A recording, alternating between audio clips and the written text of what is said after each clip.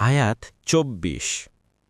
وَقَالُوا مَا هِيَ إِلَّا حَيَاتُنَا الدُّنْيَا نَمُوتُ وَنَحْيَا وَمَا يُهْلِكُنَا إِلَّا الدَّهْرُ وَمَا لَهُم بِذَلِكَ مِنْ عِلْمٍ إِنْ هُمْ إِلَّا يَظُنُّونَ।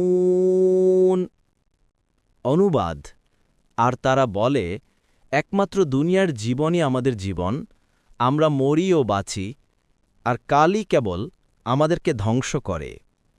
বস্তুত এ ব্যাপারে তাদের কোনো জ্ঞান নেই, তারা তো শুধু ধারণাই করে। দহর শব্দের অর্থ আসলে মহাকাল, অর্থাৎ জগতের শুরু থেকে শেষ পর্যন্ত সময়ের সমষ্টি। কখনো দীর্ঘ সময়কালকেও দহর বলা হয়। কাফেররা বলেছে যে আল্লাহর আদেশ ও ইচ্ছার সাথে জীবন ও মৃত্যুর কোনো সম্পর্ক নেই, বরং এগুলো প্রাকৃতিক কারণের অধীন। মৃত্যু সম্পর্কে তো সকলেই প্রত্যক্ষ করে যে মানুষের অঙ্গপ্রত্যঙ্গ ও শক্তি সামর্থ্য ব্যবহারের কারণে ক্ষয়প্রাপ্ত হতে থাকে এবং দীর্ঘকাল অতিবাহিত হওয়ার পর সম্পূর্ণ নিষ্ক্রিয় হয়ে পড়ে। এরই নাম মৃত্যু। জীবনও তদ্রূপ কোনো ইলাহি আদেশে নয়, বরং উপকরণের প্রাকৃতিক গতিশীলতার মাধ্যমেই তা অর্জিত হয়।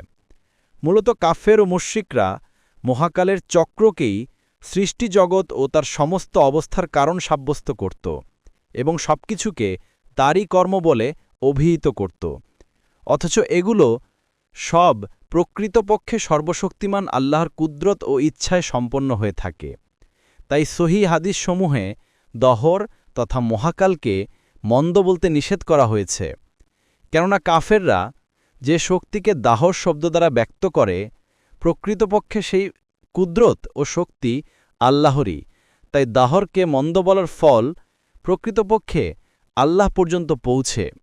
রাসূলুল্লাহ সাল্লাল্লাহু আলাইহি সাল্লাম বলেন, বনি আদম দহর তথা মহাকালকে গালি দেয়, অথচ আল্লাহ বলেন, আমি প্রকৃতপক্ষে মহাকাল, আমি রাতদিনের পরিবর্তন ঘটাই। বুখারী ৫৭১৩।